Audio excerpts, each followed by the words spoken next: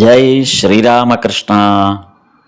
ശ്രീരാമകൃഷ്ണ വചനാമൃതത്തിൻ്റെ പാരായണം കഴിഞ്ഞ 2.5 വർഷക്കാലം തുടർച്ചയായി നടത്തിയ ശേഷം ആ ഗ്രന്ഥത്തെക്കുറിച്ചുള്ള വിവിധ പഠനങ്ങളാണ് തുടർന്ന് നടത്തുന്നത്.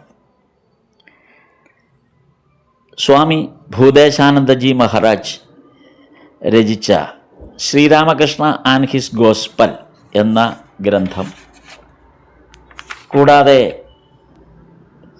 ശ്രീരാമകൃഷ്ണ ലീലാമൃതം, ശാരദാനന്ദ സ്വാമികൾ രചിച്ച ശ്രീരാമകൃഷ്ണ ലീലാമൃതം, അതുകൂടാതെ മഹേന്ദ്രനാഥ ഗുപ്തയെക്കുറിച്ച് സ്വാമി ചേതനാനന്ദ ജി മഹാരാജ് രചിച്ച ഗ്രന്ഥം, കൂടാതെ അദ്ദേഹം തന്നെ രചിച്ച മറ്റ് നിരവധി ശ്രീരാമകൃഷ്ണ കഥാ അനുയായിയായ ഗ്രന്ഥങ്ങൾ, ഇതിൻ്റെ എല്ലാം ഉള്ള തുകയായിട്ടാണ് ഈ പഠനം മുന്നോട്ട് പോകുന്നത്. പ്രധാനമായും സ്വാമി ഭൂദേശാനന്ദജി മഹാരാജിൻ്റെ ശ്രീരാമകൃഷ്ണ ആൻഡ് ഹിസ് ഗോസ്പൽ എന്ന ഗ്രന്ഥമാണ് പഠനത്തിന് ഇവിടെ ഉപയോഗിക്കുന്നത്. ശ്രീരാമകൃഷ്ണ വചനാമൃത ഭക്ത സംഘം ഇത് എല്ലാ ദിവസവും കുറേശ്ശെയായി ഒരു സത്സംഗ രൂപേണ വായിക്കുകയാണ്, വിശകലനം ചെയ്യുകയാണ് ചെയ്യുന്നത്. ശ്രീരാമകൃഷ്ണ ആൻഡ് ഹിസ് ഗോസ്പൽ എന്ന സ്വാമി ഭൂദേശാനന്ദജി മഹാരാജിൻ്റെ ഗ്രന്ഥം അദ്ദേഹം ബംഗാളി ഭാഷയിൽ നടത്തിയ പ്രഭാഷണങ്ങളുടെ ഒരു സമാഹാരമാണ്. ശ്രീരാമകൃഷ്ണ മിഷൻ്റെ 12ാമത് പ്രസിഡൻ്റായിരുന്ന സ്വാമി ഭൂദേശാനന്ദജി മഹാരാജ് അദ്ദേഹം 1998 മഹാസമാധി പ്രാപിച്ചു. അദ്ദേഹം ആഴ്ചതോറും നടത്തി വന്നിരുന്ന ശ്രീരാമകൃഷ്ണ കഥാമൃതം, ആ ഗ്രന്ഥത്തെ അടിസ്ഥാനപ്പെടുത്തി നടത്തിയ ആധ്യാത്മിക പ്രഭാഷണത്തിൻ്റെ ഒരു സമാഹാരമായിട്ടാണ് ഈ ഗ്രന്ഥം ഇംഗ്ലീഷിലേക്ക് പിന്നീട് ട്രാൻസ്ലേറ്റ് ചെയ്യപ്പെട്ടത്. ശ്രീരാമകൃഷ്ണ കഥാമൃതം മഹേന്ദ്രനാഥ ഗുപ്ത ശ്രീരാമകൃഷ്ണ ദേവനോടൊപ്പം 1882 മുതൽ 86 വരെയുള്ള ഏകദേശം 4.5 വർഷക്കാലം ഒന്നിച്ച് ജീവിച്ചതിൻ്റെ അനുഭവങ്ങളാണ്.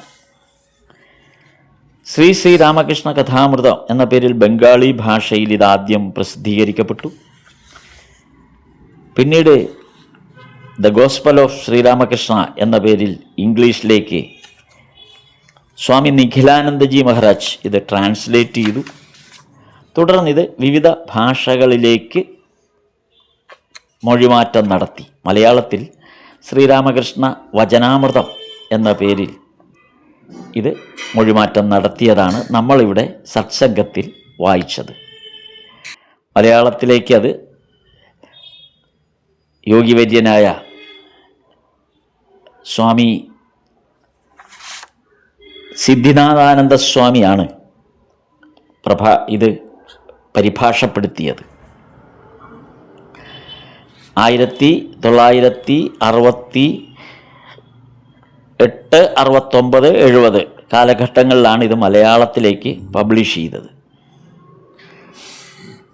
ആ ഗ്രന്ഥമാണ് നമ്മൾ കഴിഞ്ഞ 2.5 വർഷക്കാലം എടുത്ത് ദിവസേന വായിക്കുക എന്ന ഒരു വലിയ സത്സംഗത്തിലൂടെ പൂർത്തീകരിച്ചത്. അതിൻ്റെ അടിസ്ഥാനത്തിലാണ് ഇപ്പോൾ പൂർത്തീകരിച്ചതിൻ്റെ അടിസ്ഥാനത്തിലാണ് ഇപ്പോൾ അതേ തുടർന്നുള്ളൊരു പഠനം എല്ലാ ദിവസവും ഒരു സത്സംഗമായി മുന്നോട്ട് കൊണ്ടുപോകാൻ ആഗ്രഹിക്കുന്നത്. താല്പര്യമുള്ള എല്ലാ ശ്രീരാമകൃഷ്ണ ഭക്തരെയും ഈ ഒരു സത്സംഗ കർമ്മത്തിലേക്ക് സാദരം ക്ഷണിക്കുന്നു. ഇവിടെ ആദ്യ ദിവസം വായിക്കപ്പെട്ടത് അതിവിടെ അവതരിപ്പിക്കാം. ആമുഖത്തിൽ ശ്രീരാമകൃഷ്ണ ആൻഡ് ഹിസ് ഗോസ്പൽ എന്ന ഗ്രന്ഥത്തിൻ്റെ ആമുഖത്തിൽ പറയുന്നതാണ് ആദ്യത്തെ ദിവസം നമ്മൾ വായിച്ചത്. ശ്രീരാമകൃഷ്ണ ഭക്തർ ഉറച്ചു വിശ്വസിക്കുന്നത് ശ്രീരാമകൃഷ്ണ വചനാമൃതത്തിൽ എല്ലാ വേദങ്ങളുടെയും സാരാംശം അടങ്ങിയിരിക്കുന്നു എന്നാണ്. മാത്രമല്ല, ഈ പുസ്തകത്തിലെ പോലെ ലളിതമായ രീതിയിൽ ആത്മീയ വിഷയങ്ങൾ എല്ലാവർക്കും എളുപ്പത്തിൽ മനസ്സിലാകുന്ന തരത്തിൽ വിശദീകരിച്ചിട്ടുള്ള മറ്റൊരു കൃതിയെക്കുറിച്ചും നമുക്കറിയില്ല. അതിനാൽ വചനാമൃതം പഠിക്കുകയും സ്വാംശീകരിക്കുകയും ചെയ്യുന്നത് എല്ലാവർക്കും വളരെയധികം പ്രയോജനകരമാണ് എന്നതിൽ യാതൊരു സംശയവുമില്ല. ഈ വചനാമൃതത്തിൽ ആവർത്തിച്ച് ചില പ്രസ്താവനകൾ ഭഗവാൻ നിരന്തരം നടത്തുന്നുണ്ട്. എന്താണ് ഇങ്ങനെ ആവർത്തിച്ച് ഒരു കാര്യം പറയുന്നതിൻ്റെ കാര്യം എന്ന് ഇതിൻ്റെ ആമുഖമായി പറയാം. വചനാമൃതത്തിൽ വേദ ഉപനിഷദ് വചനങ്ങളിലെ ഓരോ കാര്യവും വ്യത്യസ്ത സന്ദർഭങ്ങളിലാണ് ആവർത്തിക്കുന്നത് കാണുന്നത്.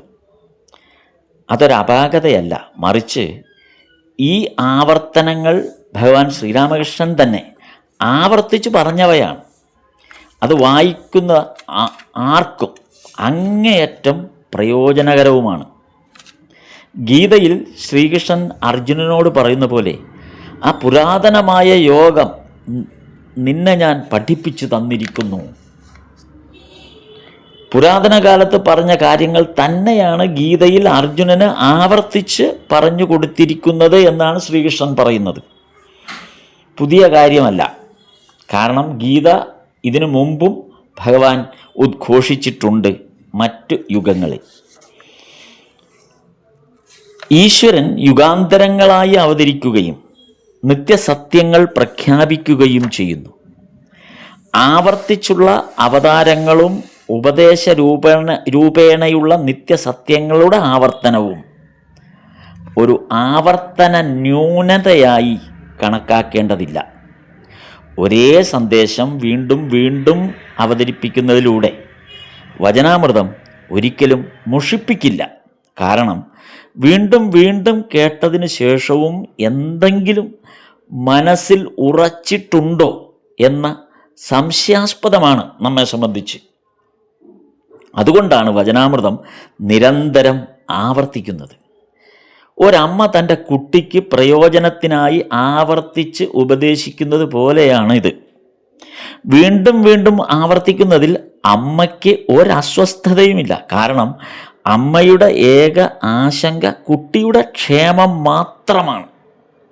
അതുപോലെയാണ് വചനാമൃതത്തിൽ പല വിധത്തിൽ കാര്യങ്ങൾ ആവർത്തിക്കുന്നത്. ശ്രീരാമകൃഷ്ണൻ്റെ അനന്തരവൻ മുഖോപാധ്യായ ഹൃദയൻ ഒരിക്കൽ ചോദിച്ചു, അമ്മാവൻ എന്തുകൊണ്ടാണ് ഒരേ കാര്യം വീണ്ടും വീണ്ടും പറയുന്നത്? ശ്രീരാമകൃഷ്ണദേവൻ മറുപടി പറഞ്ഞത് ഇങ്ങനെയാണ്: ഞാൻ എന്തുകൊണ്ടങ്ങനെ പറയരുത്? ഒരേ ഉപദേശം വീണ്ടും വീണ്ടും ആവർത്തിക്കുന്നില്ലെങ്കിൽ അത് വ്യതിചലിക്കപ്പെട്ട മനസ്സുകളിൽ എങ്ങനെ ഒരു മുദ്രയായി, മായാത്ത മുദ്രയായി പതിയും? അതുകൊണ്ടാണ് കാര്യങ്ങൾ ആവർത്തിക്കേണ്ടി വരുന്നത്. നമ്മൾ അവ ആവർത്തിച്ച് കേൾക്കണം. അതായത് ഒരു ചെവിയിലൂടെ കേട്ട് മറു ചെവിയിലൂടെ കളയുകയല്ല വേണ്ടത് എന്നർത്ഥം. അതിനാൽ ശാസ്ത്രങ്ങൾക്കൊരിക്കലും ആവർത്തനം എന്ന ഒരു ന്യൂനത അനുഭവപ്പെടുന്നതേയില്ല. ഈശ്വരൻ്റെ വാക്കുകൾ മധുരതരമാണ്. അത് ആവർത്തിക്കുമ്പോൾ ഓരോ ഘട്ടത്തിലും ആ മധുരം കൂടുതൽ കൂടുതൽ അനുഭവപ്പെട്ടുകൊണ്ടിരിക്കും. ഇത് ഋഷിമാർ പറഞ്ഞതാണ്. ഭാഗവതത്തിൽ തന്നെ ഇത് സൂചിപ്പിക്കുന്നുണ്ട്. ഭാഗവതം എവിടെ നിന്നെടുത്ത് വായിച്ചാലും എത്ര തവണ വായിച്ചാലും അതിൻ്റെ മധുരം ഒരുപോലെയാണ് എന്നാണ് ഋഷിമാർ പറഞ്ഞിട്ടുള്ളത്. അതുതന്നെയാണ് ശ്രീരാമകൃഷ്ണ വചനാമൃത വായനയിലും അനുഭവപ്പെടുന്നത്. നമ്മൾ അവ കൂടുതൽ കേൾക്കുന്തോറും നമുക്ക് പുതിയൊരു ശക്തി ലഭിക്കുന്നു. അങ്ങനെ കൂടുതൽ ശക്തിയോടെ അവയുടെ സത്ത ആസ്വദിക്കാൻ നമുക്ക് കഴിയും. ദിവസങ്ങൾ കടന്നു പോകും തോറും ഈ വാക്കുകൾ കൂടുതൽ കൂടുതൽ കേൾക്കും തോറും നമ്മുടെ ഗ്രാഹ്യം കൂടുതൽ ആഴത്തിലാവുകയും അവയുടെ മാധുര്യം കൂടുതൽ അളവിൽ നാം ആഗിരണം ചെയ്യുകയും ചെയ്യുന്നു. അതിനാൽ അവ ആവർത്തിച്ചു കേൾക്കുക എന്നത് അത്യാവശ്യമാണ്. ഇന്നത്തെ ഈ സത്സംഗം ഇവിടെ പൂർത്തിയാകുന്നു. ഇതിൻ്റെ തുടർച്ച നാളെ വീണ്ടും കേൾക്കാം. ജയ് ശ്രീരാമകൃഷ്ണ.